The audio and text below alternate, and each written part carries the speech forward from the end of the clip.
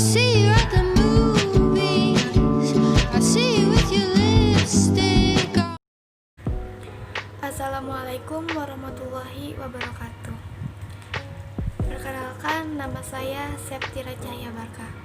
Beradanya saya di sini, saya akan menjelaskan sedikit tentang pasar modal. Sebelumnya, kalian tahu nggak sih apa itu pasar modal?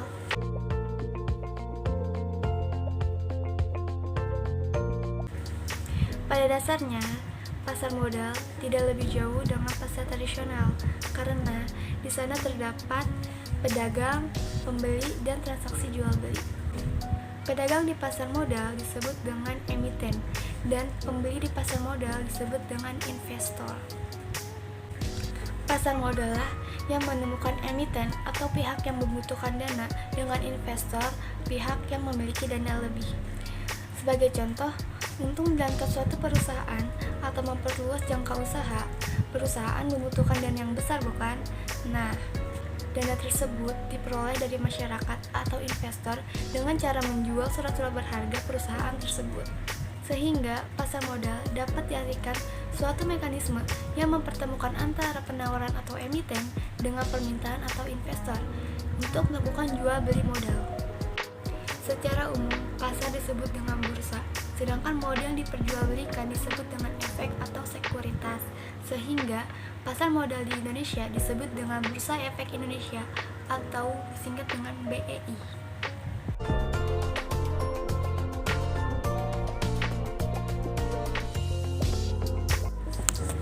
Bursa efek atau pasar modal di Indonesia sudah dimulai sejak zaman penjajahan kolonial Belanda, tepatnya pada tahun 1912.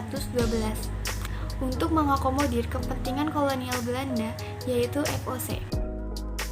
Perkembangan pasar modal di Indonesia tidak berjalan dengan mulus karena Indonesia terkena dampak Perang Dunia ke-1 dan 2. Tahun 1950-an, pemerintah Indonesia mencoba menghidupkan kembali pasar modal. Namun, seiring nasionalisasi perusahaan Belanda, tahun 1958, pasar modal di Indonesia mati suri. Pada tahun 1977, pemerintah Orde Baru mendirikan Bapepam sebagai pelaksana pasar modal dan mencatat saham pertama yaitu PT Semen Cibinong pada tahun 1982. Pada tahun 1989, bursa swasta pertama didirikan di Indonesia yaitu Bursa Efek Surabaya. Disusul tahun 1992, terjadi swastanisasi Bursa Efek Jakarta yang sebelumnya menjadi bagian dari Bapepam. Tahun 1995, lahir Undang-Undang Nomor 8 tentang Pasar Modal dan pertama kali melakukan perdagangan elektronik melalui Jakarta Automatic Trading System di bursa yang sebelumnya dilakukan secara manual. Tahun 2007, tepatnya tanggal 30 November 2007, Bursa Efek Jakarta dan Bursa Efek Surabaya resmi bergabung dan berganti nama menjadi Bursa Efek Indonesia atau BEI dan mulai beroperasi pada tanggal 1 Desember 2007 hingga saat ini. Fungsi pasar modal terbagi menjadi dua, yaitu fungsi ekonomi dan fungsi keuangan. Sebagai fungsi ekonomi, pasar menyediakan fasilitas atau wahana yang mempertemukan dua kepentingan, yaitu pihak yang memiliki dana atau investor dan pihak yang membutuhkan dana atau emiten. Sebagai fungsi keuangan, pasar modal memberikan kemungkinan dan kesempatan memperoleh imbalan bagi pemilik dana sesuai dengan karakteristik investasi yang dipilih. Tujuan pasar modal yaitu menghimpun kepada masyarakat untuk meningkatkan pertumbuhan ekonomi dan memberikan kesepakatan kepada masyarakat untuk ikut memiliki perusahaan dan ikut menikmati hasilnya.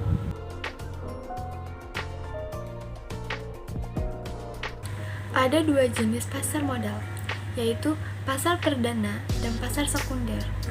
Pasar perdana adalah pasar yang memperdagangkan efek-efek untuk pertama kalinya sebelum dicatatkan di bursa efek. Sedangkan pasar sekunder adalah pasar yang menunjukkan efek-efek yang telah dicatatkan di bursa efek.